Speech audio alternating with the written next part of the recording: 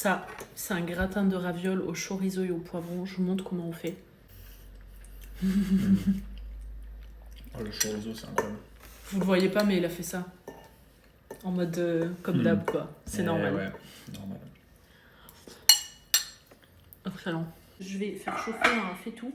Ensuite, je prends un chorizo. J'enlève la peau. Attendez, je vais mettre des gants parce que j'ai peur pour mes ongles, je viens de les refaire. Faire des petits morceaux. Je mets ça dans un saladier. Il y a plein de gens qui paniquent quand je fais ça. Tout va bien, c'est juste que j'ai pas envie de salir la planche. Je vais couper mon oignon en petits cubes. En toute modestie, je pense que je cuisine bien. Mais par contre, mes compétences en découpe, c'est catastrophique. Hein. Il va vraiment falloir que j'apprenne à couper bien, quoi. Attendez, je vais tester une technique. Il faut mettre de l'eau dans sa bouche, apparemment. Bon, ça sert à rien. Ça pique quand même. Hein. Là, il reste que du facile. La poêle est chaude. Je vais faire revenir le chorizo. Je récupère le chorizo dans le gras, là. Mes oignons. Je mélange bien. Et je vais ajouter un trio de poivrons que j'ai acheté surgelé parce que c'est pas la saison. Au bout de quelques minutes, je remets le chorizo, du concentré de tomate, un bocal de pulpe fine. Je pense toujours à l'eau.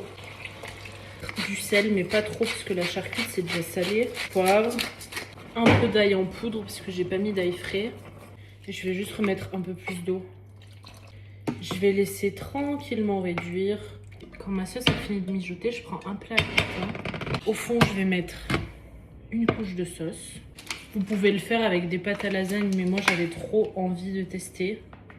Un gratin de ravioles avec cette recette-là, enfin cette recette avec ce mélange. Congelez un peu vos plaquettes de ravioles avant, là, sinon ça colle aux doigts. Je monte mon gratin comme je monterais des lasagnes, c'est juste qu'il n'y a pas de béchamel, mais le principe reste le même. Entre les couches, je mets de l'emmental. Vous pouvez mettre de la mozza, là j'en ai pas. J'enfourne pour, je sais pas, 30 minutes je pense, à 180. Ça a l'air tellement bon.